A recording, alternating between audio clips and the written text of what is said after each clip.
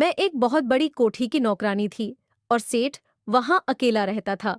मुझसे कहता, पूरे घर की सफाई कर दो, सिवाय ऊपर वाले कमरे को छोड़कर। और हाँ, शाम को 7 बजे से 9 बजे के बीच में अपने घर में चक्कर लगा आया करो। मैं हैरान थी कि 2 घंटे मालिक क्या करता है। एक दिन घर का बहाना लगाकर कमरे में ही छुप गई और मेरी आंखों ने जो मंजर देखा था, मेरी रूह तक कांप उठी थी। क्योंकि वहां तो सेठ लालच एक ऐसी बला है जिसका पेट कभी नहीं भरता। इसे चाहे जितना भी खिला दो, इसकी तलब और भूख बढ़ती ही जाती है। मैं भी एक गरीब मगर लालची लड़की थी। मुझे छोटी मोटी चोरी का मौका मिलता तो मैं कर लेती थी, क्योंकि सारी जिंदगी खुद को हर इच्छा के लिए तरसते देखा था। मेरा नाम शालिनी है। मैं एक घर में दिन रात की नौकरी करती थी। मेरे मालिक वैसे तो बहुत अच्छे इंसान थे, तनख्वाह भी अच्छी देते थे, लेकिन रहते अकेले थे। मैं 21 साल की थी, कुंवारी भी थी। मेरी अम्मा पहले इसी सेठ के घर पर काम करती थी, लेकिन जब अम्मा बीमार रहने लगी तो मुझे भेज दिया। पहले भी मैं अम्मा के साथ सेठ के घर पर काम करने आ चुकी थी। एक बार सफाई के बीच मुझे सेठ के कमरे से 500 का नोट मिला था। मैंने वापस करने की बजाय उसे अपने दुपट्टे के साथ बांध लिया। लेकिन ऐसा मौका मुझे इसलिए भी ज्यादा नहीं मिलता था, क्योंकि मैं रोज रोज अम्मा के साथ नहीं आती थी। लेकिन अब तो मुझे अकेली ही काम के लिए जाना था। जब मैंने के साथ सेठ के घर गई तो पहले तो मैं उस हट्ट कट्टे मर्द को देखकर घबरा गई थी। मैंने अम्मा से साफ मना कर दिया कि मुझे नहीं दिन रात वहां काम करना। अम्मा कहने लगी कि वो बुरा इंसान नहीं है, बहुत अच्छा इंसान है। मैं पिछले 5 साल से उसके घर पर काम कर रही हूँ। फिर काम भी ज्यादा नहीं है, खाना ही बनाना है, क्योंकि उस घर में और भी नौकर चाकर काम करते थे। खैर, अम्मा की दलीलों पर भी मेरा दिल मान नहीं रहा था। न जाने क्यों मेरा दिल अनजाने डर से घिरा हुआ था, क्योंकि वह आदमी अकेला ही रहता था। न उसके बीवी बच्चे थे और न ही कोई रिश्तेदार। लेकिन हमारी मजबूरी यह थी कि हम लोग गरीब थे, इसीलिए हम कभी कभी वह काम करने पर मजबूर हो जाते हैं जो हम करना नहीं चाहते। जाहिर है अम्मा बीमार रहने लगी थी और पापा काम पर जाते नहीं थे। मुझसे छोटे 3 बहन भाई थे। अगर मैं कमाने ना जाती तो घर पर खाने के लाले पड़ने लगते। इसलिए अगले दिन अम्मा के साथ उस कोठी में चली गई। वो आदमी था तो 40 के लगभग, लेकिन खुद को बड़ा ही फिट फार्म, काले रंग के रंगे हुए थे। अम्मा के साथ मुझे देखकर वो मुझे सर से पांव तक देखने लगा। फिर मेरी माँ से कहने लगा, तुम जानती हो, मुझे अपना घर हर वक्त शीशे की तरह साफ चाहिए। ये लड़की संभाल लेगी सारा काम। शायद मेरा दुबला पतला शरीर देखकर उसे लग रहा था कि मैं उसके घर का काम नहीं कर पाऊंगी। मेरी अम्मा कहने लगी, आपको शिकायत नहीं मिलेगी सेठ जी। मेरी माँ ने जवाब दिया, लेकिन मुझे उसकी नजरों से उलझन सी महसूस हुई थी। मैंने अपना दुपट्टा अपने आसपास और भी अच्छे से फैला लिया और अपने माथे पर नाक बारी के बल डाल ली। वह कमीन की हंसी हंसने लगा और इस वक्त मुझे जहर लग रहा था। अम्मा जब चली गई तो कहने लगा, पूरे घर की सफाई तुम अपनी निगरानी में करवाऊंगी। बस ऊपर के पोर्शन में एक ही कमरा है, उस कमरे में जाने की कभी भी कोशिश मत करना। मैंने हाँ में सिर हिला दिया। उस सेठ के घर में दिन के समय काम करने और भी नौकरानी आती थी, और एक नौकरानी जो मेरी अम्मा की उम्र की थी, वो मेरे साथ क्वार्टर में रहती थी। मैं सब नौकरों से अपनी निगरानी में ही काम करवाती थी। लेकिन मेरी उत्सुकता उस वक्त बढ़ने लगती जब ऊपर के पोर्शन में सफाई करवाने जाती। ऊपर बहुत बड़ा लॉन्स, बड़ी सी गैलरी और बस एक ही कमरा था। मुझे यह देखकर हैरत भी होती थी, कितना बड़ा हॉल जैसा लॉन्स था और बस एक ही कमरा। मैं जब ऊपर के पोर्शन की सफाई करवाती और सामने उस बंद कमरे को देखती तो मेरे अंदर एक बेचैनी सी होने लगती थी कि जब सारा घर यह आदमी साफ करवाता है, एक एक चीज शीशे की तरह चमकवाता है, तो यह कमरा साफ क्यों नहीं करवाता। जो नौकरानी सफाई किया करती थी वो भी सेठ की पुरानी नौकरानी थी। मैंने सोचा इससे पूछ कर देखूं, शायद इसे पता हो कि आखिर इस कमरे में क्या है। लेकिन जब मैंने यह सवाल उस नौकरानी से किया तो उसकी तो रंगत ही उड़ गई थी। एक पल में ही वह घबरास गई थी। न मैं सिर हिलाने लगी, कहने लगी, मुझे नहीं पता, मैं कभी नहीं गई उस कमरे में।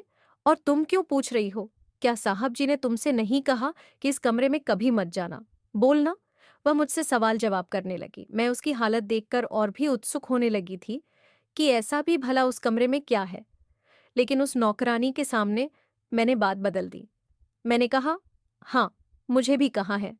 मैं इसीलिए तो तुमसे पूछ रही थी कि कहीं तुम अनजाने में उस कमरे में तो नहीं चली गई। मैंने बात को संभालना चाहा था। वह नौकरानी मुझे घूर कर अपना काम करने लगी। खाना में बनाती थी। जो भी उस आदमी ने खाना होता वह मुझे सुबह ही बता दिया करता था। मुझे हैरत इस बात की थी कि वह आदमी शाम को 7 बजे घर के सारे नौकरों को घर से बाहर निकाल देता, कहता, अपने अपने घर जाओ। यहाँ तक कि बाहर मेन गेट के चौकीदार को भी यही कहता कि अब 9 बजे के बाद आना। मुझे भी यही कहता कि 9 बजे तक तुम अपने घर पर ही रहा करो। हम सब लोग अपने अपने घर चले जाते। लेकिन वह आदमी मुझे कुछ शक में डालने लगा था। जब भी मैं या नौकरानी वाले पोर्शन में काम कर रहे होते तो वह बार बार ऊपर के चक्कर लगाया करता और उसकी नजरें हमेशा कमरे की तरफ ही लगी रहती। शायद उसे यह डर था कि हम लोग कहीं वह कमरा खोलने की कोशिश न करें। ऐसा भी भला क्या था उस कमरे में जहां वह किसी को जाने नहीं देता था, और इतने बड़े बंगले में शाम के 7 बजे से 9 बजे तक वह बिल्कुल अकेला क्या करता था? ये दो सवाल मेरे दिमाग में घूमते रहते थे। मैं घर में आने के बावजूद भी यही जानने की फिराक में लगी रहती थी। मेरी उत्सुकता थी कि कम होने का नाम नहीं लेती थी कि आखिर सेठ 2 घंटे के लिए सारे नौकरों को कोठी से निकालकर कोठी में अकेला करता क्या है। कुछ लोगों की आदत होती है कि वह हर बात को बहुत ज्यादा सोचते हैं और तरह तरह के सवाल आते हैं और उन्हें तंग करते हैं। उनके अंदर उत्सुकता की बीमारी लग जाती है। मेरी गिनती भी उन्हीं लोगों में होती थी। मेरी माँ जिस चीज से मुझे मना करती थी कि रेन तूने उधर नहीं जाना है, मैं यह सोचने लगती, आखिर वहां ऐसा क्या है जो अम्मा मुझे जाने नहीं दे रही। और फिर मैं वहां जरूर जाती थी, चाहे बाद में मुझे नुकसान ही क्यों ना उठाना पड़ जाता। लेकिन मुझे यह मालूम नहीं था कि मेरी यह आदत मुझे कहीं का नहीं छोड़ेगी। शाम को 2 घंटे मैं अपनी माँ के साथ मिलकर घर के काम करवाती रहती थी, लेकिन मेरा दिमाग लगातार उस एक ही बिंदु के इर्द गिर्द घूमता रहता था कि आखिर उस कमरे के अंदर ऐसा क्या हो सकता है। कहीं उस कमरे के अंदर उसने किसी लड़की को कैद करके तो नहीं रखा। कभी सोचती, क्या खबर, वहां कोई राज की बात हो, या यह भी हो सकता है कि वह आदमी वहां कोई नाजायज काम करता हो, तभी उसके कमरे में किसी को जाने की अनुमति नहीं है। मेरे दिमाग में एक के बाद एक ख्याल मुझे तंग करते रहते। और दूसरी बात मुझे यह भी सताती रहती कि यह सेठ इतनी बड़ी कोठी में 2 घंटे अकेले करता क्या है। शायद वह शादीशुदा हो, अपनी पत्नी को कमरे में कैद करके रखता हो सकता है जंजीरों में बांध कर रखा हो। मेरे अंदर एक खोजी जैसी वाला कोई आदमी बैठ गया था और मुझे इस बात पर उकता रहता कि मुझे हकीकत को जानने की कोशिश करनी चाहिए। मेरे अंदर की बेचैनी इस कदर बढ़ने लगी थी कि मैं उस कमरे में जाने के तरीके सोचने लगी। वापस कोठी में आकर भी मेरा ध्यान बस उसी कमरे की तरफ ही अटका रहता। वह कमरा हर वक्त लॉक रहता था, खिड़कियां भी उसकी अंदर से बंद होती थीं। अब तो मैं ऊपर की सफाई करवाने के बाद भी ऊपर के पोर्शन में चली जाया करती थी। मुझे जब भी मौका मिलता तो मैं कमरे के इर्द गिर्द जायजा ले लेने लगती थी। मगर घर में मेरे और सेठ के अलावा एक नौकरानी और भी थी, जिसके साथ मैं एक ही क्वार्टर में रहा करती थी। इसके अलावा एक चौकीदार था।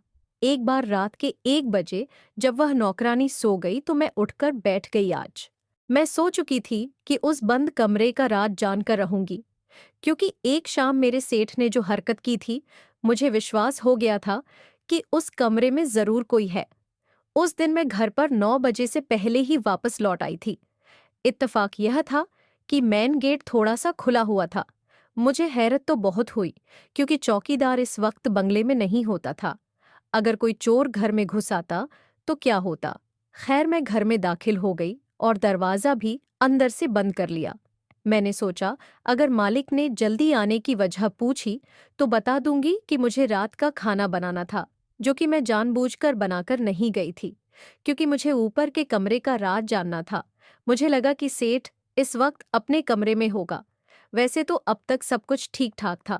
सेठ मुझसे ज्यादा बात भी नहीं करता था, अपने काम से काम रखता था। बस उसकी नजरें मुझे उलझा रखती थी। जब भी वो मुझे देखता, सर से पांव तक बड़े गौर से देखा करता था। उसकी आंखें मेरे पूरे शरीर का सफर करती थी, तो मुझे यूं लगता कि चींटियां सी मेरे शरीर पर चलने लगी हैं। लेकिन वह मुंह से कुछ नहीं बोलता था। मैं उसकी नजरों से ही परेशान होने लगी थी। मैं जब बंगले के अंदरूनी हिस्से में दाखिल हुई, अंदर कोई भी नहीं था, वरना वो सेठ ज्यादातर अपना समय लॉज में टीवी देखकर ही गुजारता था। लेकिन इस वक्त वहां नहीं था। मैंने नीचे का सारा पोर्शन देख लिया था, लेकिन वह नीचे कहीं भी नहीं था। मेरा शक ठीक निकला था। वह ऊपर वाले कमरे में ही मौजूद था। मैं धीरे से सीढ़ियां चढ़ते हुए ऊपर चली गई। उस कमरे की लाइट भी रोशन थी, लेकिन जिस बात ने मेरे होश उड़ाए वो यह थी कि कमरे से उस सेठ की बातें करने की आवाजें आ रही थी, लेकिन वो इतना धीरे बोल रहा था कि मैं उसकी कोई भी बात समझ नहीं पा रही थी कि वो क्या बात कर रहा है। मैंने दरवाजे पर कान भी लगाए, लेकिन फिर भी मैं बातें सुन नहीं पाई। मैं यह सोच रही थी कि ये आदमी अकेला रहता है, तो क्या यह कोई दिमागी मरीज है जो बंद कमरे में अकेले बातें करता है? लेकिन दूसरी आवाज सुनकर तो मेरे होश उड़ गए थे। ये एक औरत की आवाज थी। मेरे सारे शक सही साबित हुए थे। यकीनन वो एक लड़की ही थी क्या? ये आदमी दूसरी औरतों को घर में लाकर उनके साथ जबरदस्ती करता है, और इस सोच ने तो मुझे डरा कर रख दिया था। मैं फौरन से नीचे उतर गई और अपने क्वार्टर में जाकर बैठ गई। मेरा दिल जोर जोर से धड़क रहा था। मेरे चेहरे पर बदहवा से छाई हुई थी। अपने जल्दी आने पर अब मुझे अफसोस भी होने लगा था। कुछ देर बाद ही घड़ी ने 9 बजाए थे। अचानक ही मन अपने भगवान को याद किया था, क्योंकि जो कुछ मैंने अपने कानों से सुना था, मुझे भगवान की याद आ गई थी। मैंने भगवान से प्रार्थना की कि हे भगवान, तू मेरी इज्जत को इस आदमी से बचा कर रखना। मैं यही सोचने लगी कि वापस घर चली जाती हूँ। मुझे यहाँ काम नहीं करना, क्योंकि उस आदमी की नजरें भी मुझे अच्छी नहीं लगती थी। और अब तो यह राज भी मुझ पर खुल गया था कि यह आदमी ऊपर के कमरे में लड़कियां बंद करके रखता है और उनके साथ जुल्म करता है। अभी मैं यही सोच रही थी कि मेरे कमरे का दरवाजा धड़धड़ा गया था। मैं पहले ही डरी सहमी बैठी थी। उसके दरवाजा बजाने पर तो उछल कर रह गई थी। मुझे लगा सच्ची वही सेठ होगा। उसके अलावा तो कोई भी नहीं हो सकता। वो मुझसे जल्दी आंखी वजह पूछेगा। मैं क्या जवाब दूंगी? और अगर उसे मुझ पर शक हो गया तो कहीं मुझे मार ही न डाले। मैंने डरते डरते पूछा, कौन है? लेकिन वह नौकरानी थी, जो मेरे साथ ही सी क्वार्टर में रहती थी। मैंने सुकून का सांस लिया था और दरवाजा खोल दिया। वह मुझे कुछ शक भरी नजरों से देखने लगी। कहने लगी, तुम कब आई और अंदर कैसे पहुंची? क्योंकि हम लोग एक ही साथ बंगले पर पहुंचते थे और फिर चौकीदार का इंतजार करते थे, क्योंकि मेन गेट की चाबी चौकीदार के पास ही होती थी। मैंने अपनी बदहवासी पर काबू पाया और कहा कि मैं जब आई तो दरवाजा खुला हुआ था, इसीलिए मैं अंदर क्वार्टर में आ गई। वह कहने लगी, चौकीदार तो अभी अभी आया था। मैं भी सोचूं कि क्वार्टर का दरवाजा अंदर से कैसे लॉक हो गया। मैं समझ गई वह क्यों इस तरह से दरवाजा पीट रही थी, क्योंकि उसे लगा था कमरे में कोई चोर घुस आया है। रात का खाना खाकर मैं जब सोने के लिए लेटी तो मेरी आंखों से नींद कोसों दूर थी। एक तरफ मैं आज के होने वाले हादसे के मारे डर रही थी, लेकिन दूसरी तरफ मेरी वही उत्सुकता थी। मैं बहुत देर तक करवटें बदलती रही। मैं सोच रही थी, अगर वह आदमी अय्याश भी है तो उसे डर किस बात का है? वह सब नौकरों को घर से बाहर भेजकर ही अपनी अय्याशी पूरी क्यों करता है? वह मालिक है, उसका घर है। अगर सबके सामने भी अपनी इस आदत को पूरा करे तो नौकरों की क्या हिम्मत थी जो उसे कुछ कह पाते? उसके सर पर बीवी बच्चे भी नहीं थे जो उसे इस काम को करने से रोक दे। फिर यह शाम के 2 घंटे का क्या चक्कर है मेरे दिल में? वह कमरा हर वक्त खटकता रहता था। उस वक्त मालिक अपने कमरे में ही होता था। मैंने सोचा चुपके से ऊपर के कमरे में जाकर देखती हूँ कि आखिर चक्कर क्या है। लेकिन यह मालूम नहीं था कि जो मंजर मुझे वहां देखने को मिलेगा वह मेरी आत्मा को ही तड़पा कर रख देगा, क्योंकि उस कमरे में तो मैं अपने बिस्तर से उठकर बैठ गई। मेरे बराबर ही वह नौकरानी गहरी नींद में सोई हुई थी। मैं धीरे से उठकर कमरे के क्वार्टर से बाहर निकल आई। बाहर राधार से होते हुए मैं लन तक आ गई। चौकीदार अपनी कुर्सी पर बैठा एंग रहा था, इसलिए मैं सावधानी से कदम उठाते हुए लॉन्च तक बड़ी होशियारी से आई थी। पूरे लॉन्च में अंधेरा था। मैं धीरे से दबे पांव ऊपर की सीढ़ियां चढ़ने लगी। इस वक्त मेरा दिल बुरी तरह से कांप रहा था। अपने पकड़े जाने का भी डर था और कमरे के राज को जानने की उत्सुकता भी थी। जब मैं कमरे के पास गई तो दरवाजा आध खुला था। मैंने अंदर झांक कर देखा तो कमरे में उस वक्त कोई भी नहीं था। मैं डरते डरते कमरे में दाखिल हुई। कमरे की लाइट्स जल रही थीं। एसी भी ऑन था, लेकिन पूरा कमरा खाली था। मुझे ये बात समझ नहीं आई कि कमरा खाली क्यों है, और अगर खाली है तो खुला क्यों है। मैं अंदर दाखिल हो गई थी और कमरे का जायजा भी लेने लगी थी। वह कमरा नहीं, कोई महल था। काफी बड़ा कमरा था। वहां लगे डेकोरेशन पीस एंटीक टाइप के थे। पूरे कमरे की दीवारों पर शीशे लगे हुए थे। कमरे की सारी लाइट्स भी जल रही थी, इसलिए कमरे में दिन का सा माहौल महसूस होता था। मैं पूरे कमरे को हैरत से देख रही थी। हालांकि कि सेठ अकेला रहता था, उसके बीवी बच्चे नहीं थे। फिर इस कमरे में लेडीज सामान क्यों था? हालांकि कमरा इस वक्त बिल्कुल खाली था, उसमें कोई भी नहीं था। एक तरफ 6-7 दरवाजों की अलमारी खुली पड़ी थी, जहां लेटज कपड़े भरे हुए थे। बहुत बड़ा ड्रेसिंग टेबल था, जहां दुनिया जहान का मेकअप रखा हुआ था, और साथ में ज्वेलरी भी रखी हुई थी। ये सब देखकर तो मेरे मुंह में पानी भर आया था। हम जैसे लोग तो इन चीजों के लिए तरसे हुए होते हैं, इसलिए मैं ड्रेसिंग के सामने चली गई और वह सारी ज्वेलरी उठा उठा कर देखने लगी। मेकअप देखकर तो मेरा दिल बेईमान होने लगा। कितना कुछ है ड्रेसिंग टेबल पर। अगर मैं यहाँ से कुछ ले जाऊं तो किसी को क्या पता चलेगा। मेरे लालच ने मेरी आंखें चमका दी थी। मैंने जल्दी से अपने दुपट्टे में मेकअप और कुछ ज्वेलरी रखी और कमरे से बाहर निकलकर अपने क्वार्टर में चली गई। जल्दी से मैंने वह सारी चीजें अपने बैग में रख दी जिसमें मेरे कपड़े रखे होते थे। मुझे चोरी की आदत तो थी ही, लेकिन इसके अलावा मुझे सजने संवरने का भी बेहद शौक था। लेकिन गरीबी की वजह से बस कभी कभी होली, दिवाली पर ही कांच की चूड़ियां खरीद पाती थीं। लेकिन जब भी बाजार जाती, बड़ी बड़ी ज्वेलरी की दुकान देखकर मेरा दिल चाहता कि मैं यह सब पहनकर देखूं।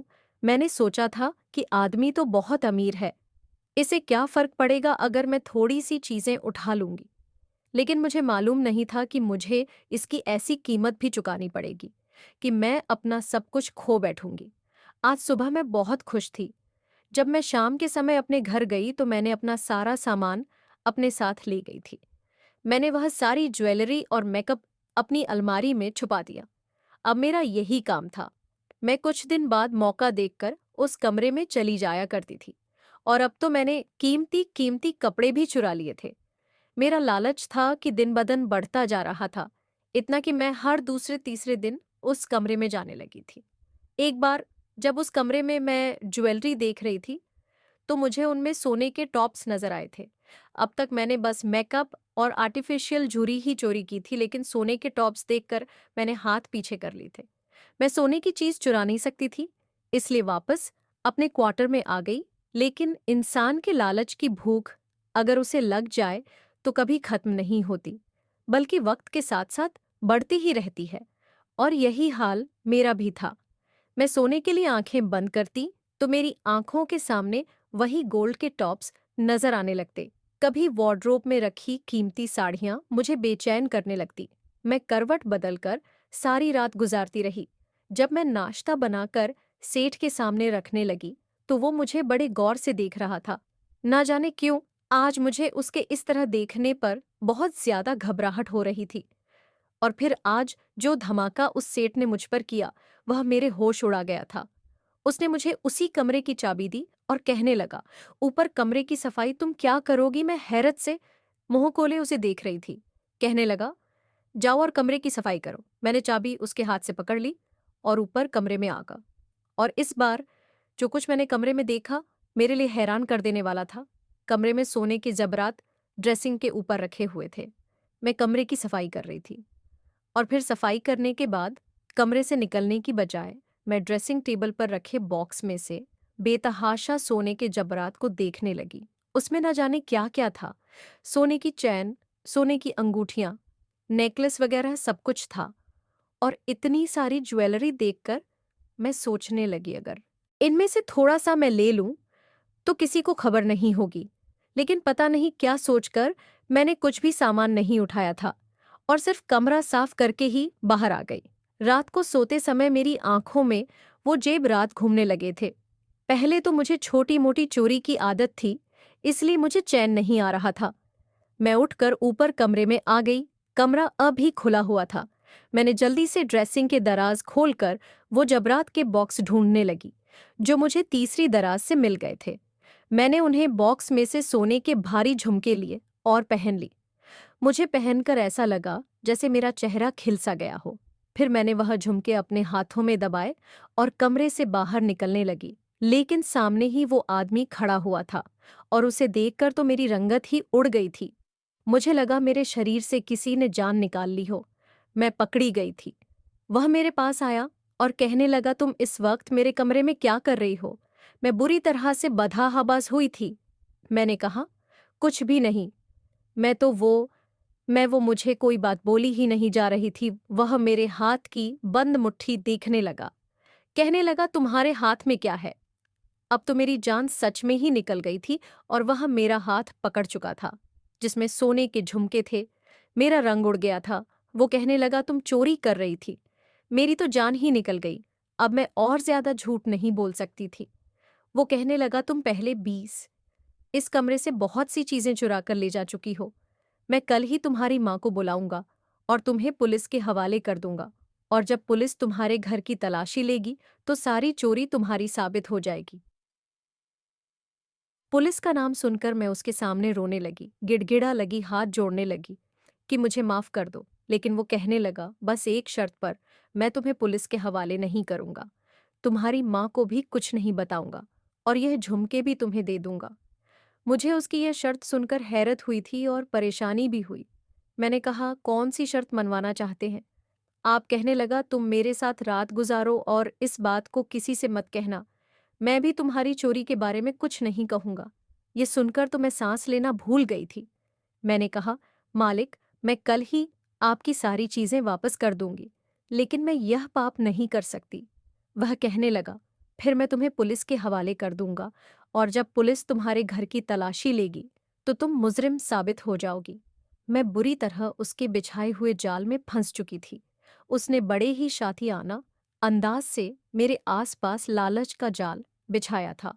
मेरे दिल में सिर्फ यह वहम डाल दिया था कि मैं उस कमरे में ना जाऊं, क्योंकि उस कमरे में तो कोई था ही नहीं। ये सब उसकी चाल थी। मेरे अंदर इतनी उत्सुकता भर दी थी कि मैं उस कमरे में जाने के लिए मचलने लगी थी। और शाम के समय 2 घंटे अकेले रहने का भी उसने ढोंग रचाया था। उसकी नीयत तो मेरे ऊपर शुरू से ही खराब थी और उसे मेरे लालचीपन का भी पता था और उसने मेरे लालच का ही फायदा उठाया था। लेकिन गलती उसी की नहीं, मेरी भी थी। जब मुझे यह शक हुआ था कि यह गलत आदमी है, तभी मैंने उसे दूरी क्यों ना बना बना ली थी।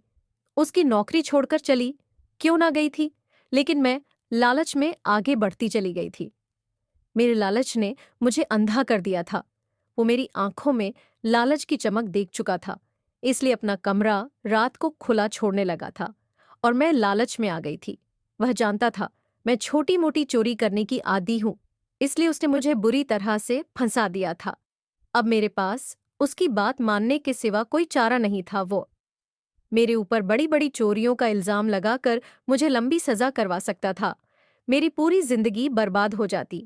मैंने अपना सर झुका दिया। वह धीरे धीरे मेरे करीब होने लगा था।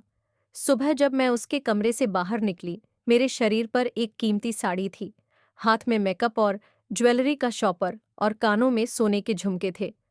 अगर नहीं थी तो मेरी सबसे कीमती चीज, मेरी इज्जत मेरे पास नहीं रही थी। मेरे लालच ने मुझे कहीं का नहीं छोड़ा था। मैं सुबह ही घर वापस चली गई। मेरी माँ मुझे कीमती कपड़ों में देखकर खुश हो गई। कहने लगी, देखा ना, मैंने तो कहा था सेठ बहुत अच्छा इंसान है। देख तुझे कितना कुछ दिया है। और मैं खाली खाली आंखों से अपनी माँ को देख रही थी, जिसे मेरे तन पर पहना हुआ नया लिबास तो नजर आ गया था, लेकिन मेरे चेहरे पर छाई गई पाप की कालिख नजर नहीं आई थी। काश कि मैंने लालच ना किया होता तो आज मेरी इज्जत मेरे पास होती। मैंने सुना था कि लालच बुरी बला होती है और इसके हाथों आदमी बर्बाद हो जाता है, और मैं सच में आज अपने लालच के हाथों बर्बाद हो चुकी थी। दोस्तों, आज की हमारी यह कहानी आपको कैसी लगी? जरूर बताना। पसंद आई हो तो प्लीज लाइक करना।